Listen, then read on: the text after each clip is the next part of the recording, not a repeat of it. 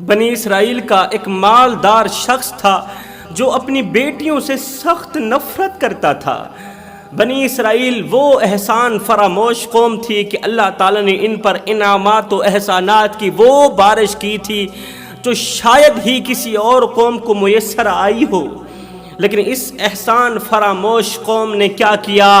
اللہ کی نافرمانی، احسان فراموشی، اللہ تعالیٰ کی ناشکری اور کفر کی وہ تاریخ رقم کی جس کی دنیا میں کوئی مثال نہیں ملتی۔ نافرمانی کی، بد کرداری کی، بد اخلاقی کی وہ تاریخ رقم کی جس کی دنیا میں کوئی نظیر نہیں ملتی۔ جوانوں، بنی اسرائیل کا ایک مالدار شخص تھا جس کو اللہ تعالیٰ نے بڑی ہی مال و دولت سے نوازا تھا، رزق کی فراوانی تھی، دولت کی فراوانی تھی، ہیرے جواہرات سے صندوقیں بھری ہوئی تھیں، تابوت بھرے ہوئے تھے، شہر کا ہر چھوٹے سے لے کر بڑا تاجر اس کا مقروض تھا، لوگ اس سے پیسہ اٹھا کر کاروبار چلایا کرتے تھے، بزنس چلایا کرتے تھے، مال و دولت کی اس کے پاس کوئی کمی نہیں تھی، ہیرے جواہرات کی کوئی کمی نہیں تھی، حلال و حرام کی تمیز کیے بغیر مال کماتا رہا، اکٹھا کرتا رہا، غریبوں کے لہو سے کھیلتا رہا، غریبوں کا خون چوس چوس کر اس نے مال جمع کیا۔ اب اس نے کہا کہ اب تو مال کافی سارا جمع ہو گیا ہے، عیاشیوں میں زندگی گزرے گی، عیش و عشرت والی زندگی گزاروں گا۔ لیکن وہ جتنا بڑا مالدار تھا اس سے کہیں زیادہ منحوس بھی تھا، اس سے کہیں زیادہ وہ کنجوس بھی تھا۔ جوانوں، اگر اللہ تعالیٰ تمہیں رزق وسیع عطا کرے تو کوشش کرنا اپنے مال دولت والی جو مٹھی ہے نا، یہ کھول کے رکھنا، مال دولت والی مٹھی کھول کے رکھنا، غریب آئے غریب کی مدد کرنا، ضرورت مند آئے ضرورت مند کی ضرورتوں کو پورا کرنا، اپنے مال و دولت والی مٹھی کھول کے رکھنا۔ اگر اللہ تعالیٰ تمہیں رزق وسیع عطا کرے تو مٹھی کھول کے رکھنا، بھوکا آئے کھانا کھلانا، پیاسا آئے پانی پی کر جائے، بھوک کی بھوک مٹانا، پیاس کی پیاس مٹانا، پھر دیکھنا اللہ تعالیٰ تمہیں کبھی بھی زوال کا منہ نہیں دکھائے گا، کیونکہ غریبوں کی مدد کرنے والا شخص زندگی میں کبھی غریب نہیں ہوتا، وہ دن بدن امیر تر امیر بنتا چلا جاتا ہے، اس طرح کا امیر بنتا ہے۔ اللہ تعالیٰ اس پر اس طرح کی رزق کی بارش برساتا ہے کہ بڑے بڑے مالدار، بڑے بڑے رئیس اس کی امیری پر رشک کرتے ہیں۔ بدقسمتی سے وہ جتنا بڑا مالدار تھا اس سے کہیں زیادہ وہ کنجوس بھی تھا، وہ غریبوں کا لہو چوستا تھا، غریبوں کے خون سے کھیلتا تھا۔ اس کی شادی ہو گئی، اب وہ دعا کرتا تھا، اللہ مجھے بیٹے عطا کرنا، کیونکہ بیٹیوں سے مجھے سخت نفرت ہے، بیٹے عطا کرنا، بیٹیوں سے سخت نفرت ہے، اگر تو نے مجھے بیٹیاں عطا کی تو میں کیا کروں گا؟ ان کے پیدا ہوتے ہی ان کے گلے دبا کر انہیں موت کی گھاٹ اتار دوں گا۔ مجھے بیٹیاں نہیں چاہیے، کیوں؟ اس لیے کہ میں کسی کو اپنا داماد نہیں بنانا چاہتا، میری غیرت گوارا نہیں کرتی کہ کوئی شخص، کوئی اجنبی شخص میری بیٹیوں پر اپنے حقوق زوجیت پورے کرے، میری غیرت گوارا نہیں کرتی کہ کوئی مجھے اپنا سسر کہے۔ اللہ اکبر، کوئی میری بیٹی کو گلے لگائے، میری غیرت گوارا نہیں کرتی۔ اللہ مجھے بیٹیاں عطا نہ کرنا، مجھے بیٹے عطا کرنا۔ اللہ کا کرنا ایسا ہوا، پہلے سال ہی اللہ تعالیٰ نے اسے بیٹی عطا کی۔ جیسے ہی اس نے بیٹی کو دیکھا آگ بگولا ہو گیا، جیسے ہی اس نے اللہ کی رحمت کو دیکھا آگ بگولا ہو گیا۔ میرے گھر میں سانپ نے جنم دیا لیکن وہ مرتا کیا نہ کرتا، اس نے بیٹی کا گلا نہیں دبایا تھا، اس لیے کہ وہ اپنی بیوی کے ساتھ بے پناہ محبت کرتا تھا۔ بیوی اس کی زمانے کی سب سے بڑی خوبصورت عورت تھی، زمانے کی عورتوں میں سب سے زیادہ حسین و جمیل تھی، جو بھی اسے دیکھتا بس دیکھتا ہی رہ جاتا، رش کے کمر خوبصورت پری تھی۔ وہ اپنی بیوی سے بے پناہ محبت کرتا تھا۔ بیوی کی محبت کی آڑ میں آ کر اس نے بیٹی کا گلا تو نہ دبایا لیکن اندر نفرت کی آگ جل اٹھی۔ جیسے ہی اس نے بیٹی کا منہ دیکھا، وقت گزرتا گیا، دوسرے سال بھی اللہ تعالیٰ نے اسے بیٹی ہی عطا کر دی، تیسرے سال پھر اللہ تعالیٰ نے اسے بیٹے سے نوازا۔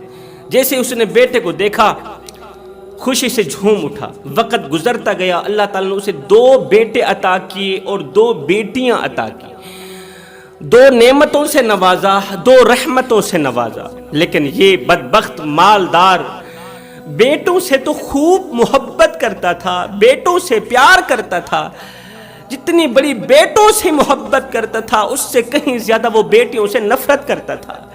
جوانوں خدارا، نفرتوں کے گلے دباؤ، محبتوں کو عروج پر لاؤ۔ زندگی اتنی مختصر ہے، اتنی چھوٹی سی زندگی ہے کہ جی بھر کر محبت کرنے کا وقت نہیں ملتا، اللہ جانے لوگ نفرتوں کا وقت کہاں سے لے کر آتے ہیں۔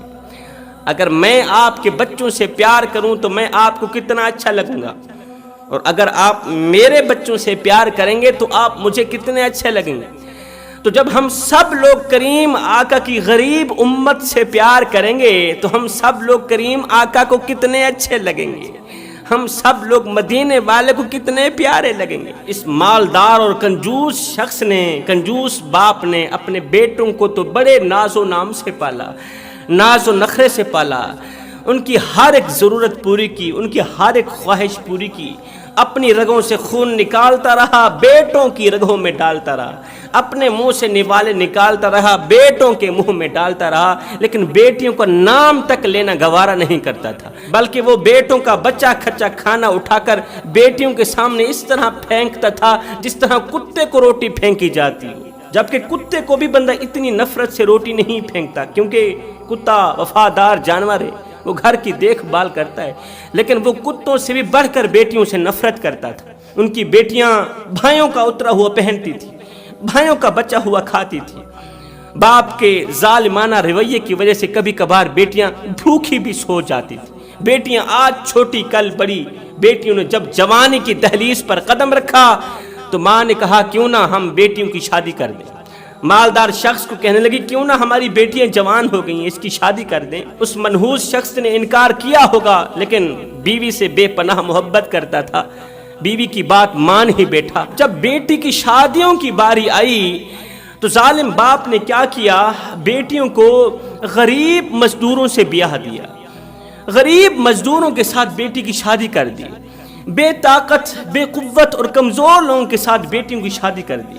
حالانکہ یہ شہزادیاں تھیں، خوبصورت عورتیں تھیں، ان کی غریب مزدوروں کے ساتھ شادی کر دی، اس سوچ کی بنیاد پر کہ یہ غریب اور کمزور ہونے کی وجہ سے مجھ سے وراثت میں سے حصہ نہیں لیں گے، میری بیٹیوں کا حصہ نہیں لیں گے میری وراثت میں سے۔ اس سوچ کی بنیاد پر اس نے مزدوروں کے ساتھ بیٹیوں کی شادی کر دی، بیٹیوں گھر سے رخصت کر دیا۔ اللہ کا شکر ادا کیا کہ یہ دونوں عذاب مجھ سے ٹل گئے، لیکن یہ نادان نہیں جانتا تھا کہ اگلا عذاب کس کا شروع ہونے والا ہے، اگلی تباہی کس کی شروع ہونے والی ہے۔ جوانوں، جب بیٹیاں گھروں سے رخصت ہوتی ہیں نا تو یہ باپ کے گھر کی رونقیں بھی ساتھ لے کر جاتی ہیں، مسکراہٹیں بھی ساتھ لے کر جاتی ہیں، خوشیاں بھی ساتھ لے کر جاتی ہیں۔ جس گھر میں بیٹی نہیں ہے نا وہ گھر پریشانیوں کی دلدل میں پھنسا ہوا نظر آئے گا۔ جس گھر میں عورت نہیں ہے، بہن نہیں ہے، بیٹی نہیں ہے، وہ گھر پریشانیوں کی دلدل میں پھنسا ہوا نظر آئے گا۔ اس گھر میں خوشی کبھی نہیں آ سکتی۔ خوشی تب آئے گی جب اللہ تعالیٰ کی رحمت اس گھر کے اندر قدم رکھے گی، خوشی تب آئے گی جب اللہ کریم کی رحمت اس گھر کی دہلیز پر قدم رکھے گی، جنم دے گی۔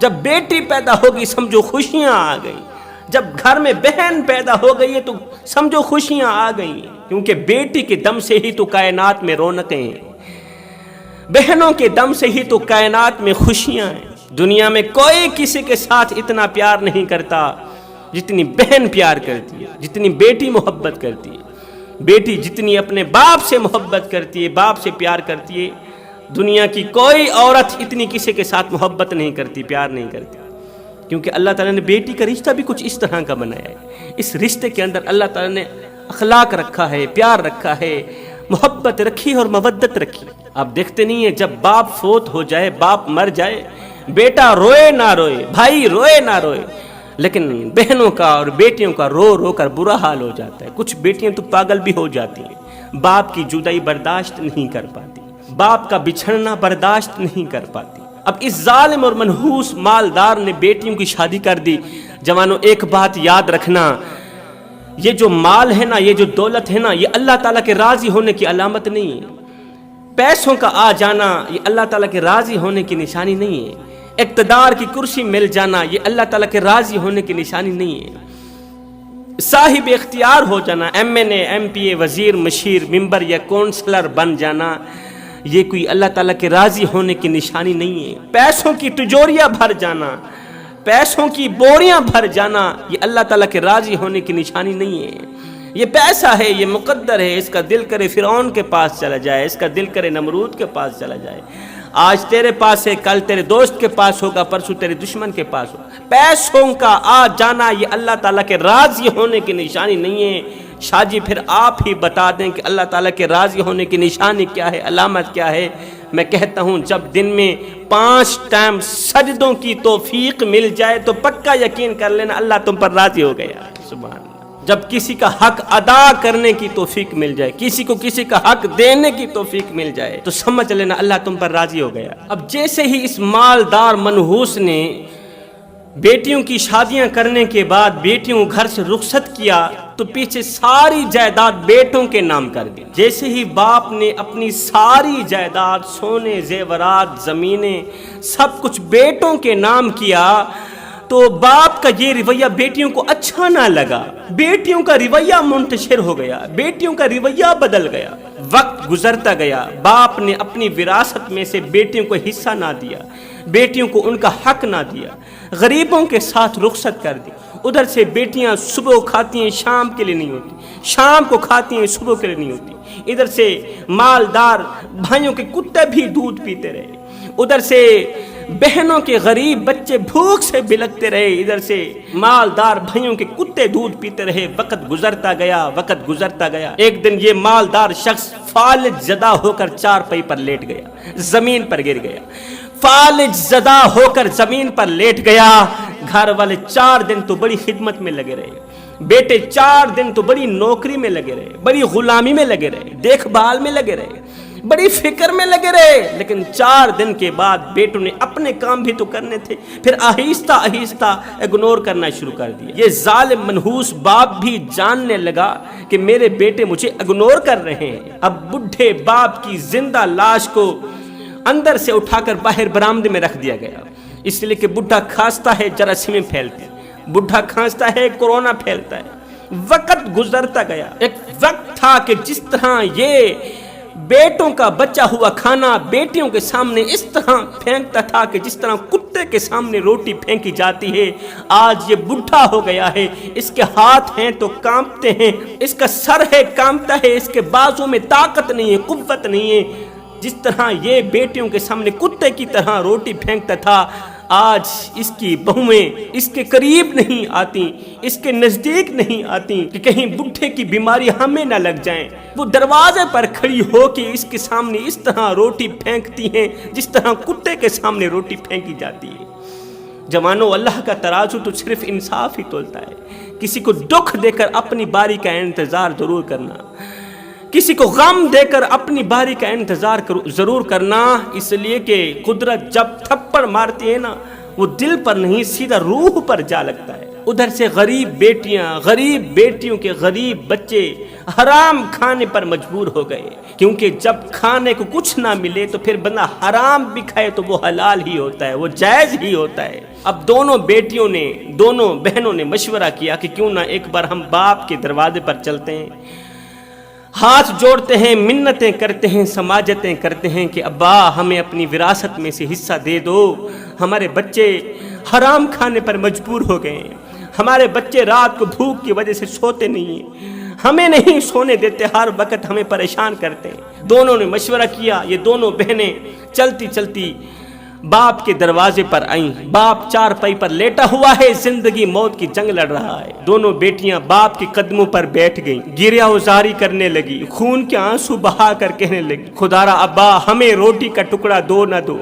ہمیں اپنی وراثت میں سے حصہ دو نہ دو، لیکن خدارا ہمارے بچوں پر تو ترس کھاؤ، ہمارے بچوں پر تو رحم کرو، انہیں تو کچھ نہ کچھ کھانے کو دے دو نا۔ جب بیٹیوں نے بار بار اصرار کیا تو زندگی موت کی جنگ لڑنے والے ظالم باپ نے اپنے دونوں بیٹوں کو بلایا، دونوں بیٹوں کو آواز دی، کہا بیٹو ان دونوں کم بخت عورتوں کو دھکے دے کر گھر سے باہر نکال دو، ان دونوں کم بخت عورتوں کو دھکے دے کر گھر سے باہر نکال دو، اس لیے ایک تو یہ مجھے اچھی نہیں لگتی، دوسری میرے سامنے آ جاتی ہیں، تیسری پھر میری وراثت میں سے حصہ مانگنے آ جاتی ہیں۔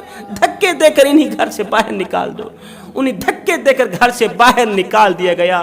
وہ اللہ سے فریادیں کرتی ہوئیں، اپنے معاملات اللہ کی عدالت میں پیش کرتی ہوئیں اپنے گھر کی طرف چل پڑیں۔ وقت گزرتا گیا۔ ایک دن بہو نے اپنے شوہر کو کہا، منحوس مالدار شخص کے بیٹے کو اس کی بیوی نے کہا کہ یہ جو تمہارا بڈھا باپ کھانستا ہے، جراثیمیں پھیلتی ہیں، کرونا پھیلتا ہے، یا تو اسے اپنے گھر میں رکھو یا مجھے رکھو، یا اسے اپنے گھر میں رکھو یا ہم بیویوں کو اپنے پاس رکھو، ہم تمہارے اس بڈھے باپ کو برداشت نہیں کر سکتی، یہ تو ہمارے لیے عذاب بن چکا، ہم اسے روٹی نہیں دے سکتے، اگر تم ہماری خواہش پوری نہیں کرتے، ہماری تمنا پوری نہیں کرتے تو تم جانو تمہارا باپ جانے، ہم تو اس گھر سے نکل رہے ہیں، ہم پھر تمہاری دنیا سے نکلنا چاہتی ہیں۔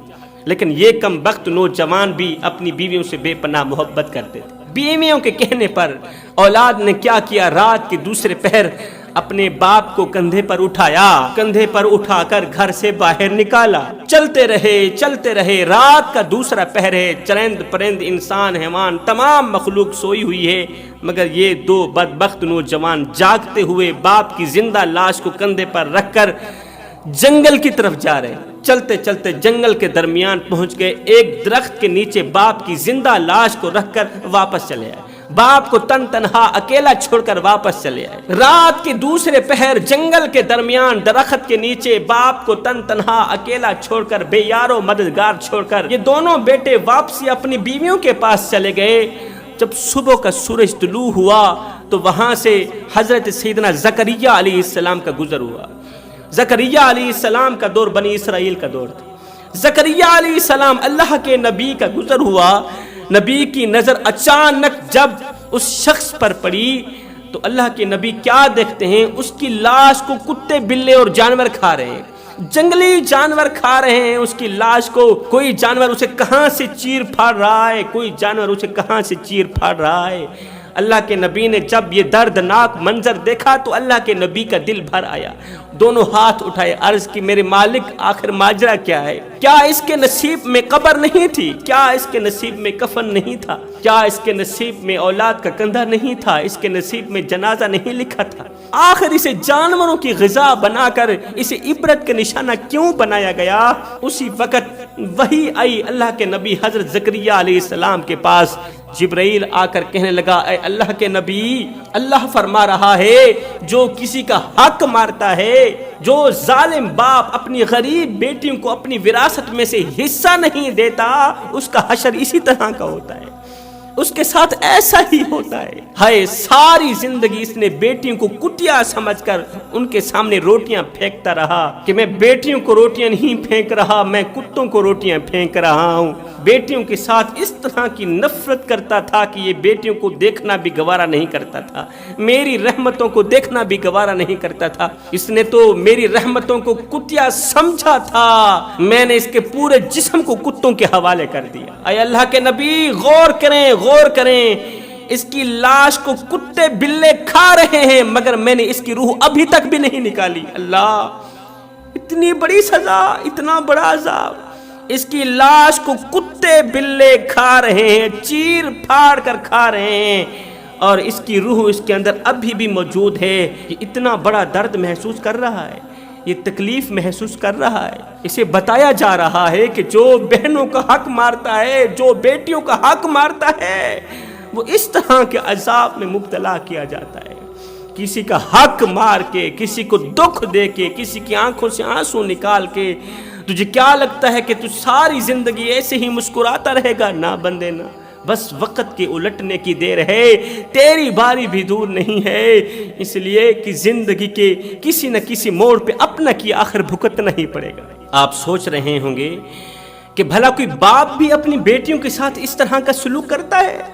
میں آج کی بات نہیں کر رہا، میں نبی کی آمد سے پہلے کی بات کر رہا ہوں۔ اس دور میں تو باپ اپنی بیٹیوں کو بیچتے بھی تھے، باپ اپنی بیٹیوں کی بولیاں لگاتے تھے۔ مجھے بتاؤ، جو باپ بیٹیوں کی بولی لگا سکتا ہے وہ اس طرح کے کام نہیں کر سکتا؟ جو باپ بیٹی کو زندہ دفن کر سکتا ہے وہ یہ گناہ نہیں کر سکتا؟ جو آج کے اس دور میں ایک باپ بیٹی کا گلا دبا سکتا ہے وہ اس طرح کے گناہ نہیں کر سکتا؟ ہے میرے کریم نبی کی آمد سے پہلے پہلے یتیم بچے کس کو پکار رہے تھے، یتیم بچیاں کس کو پکار رہی تھیں، بیوہ عورتیں کس کو پکار رہی تھیں، دکھی مائیں کس کو پکار رہی تھیں، میرے نبی کو پکار رہی تھیں۔ جب بیواؤں کی چیخیں، یتیموں کی آہیں، معصوم بچیوں کے دبے آنسو ریت سے پکار کرتے ہوئے عرش الہی کو جنبش دینے لگے تو میرے اللہ کو دکھی انسانیت پر رحم آیا، آمینہ کی آغوش میں محمد عربی کو بھیج دیا۔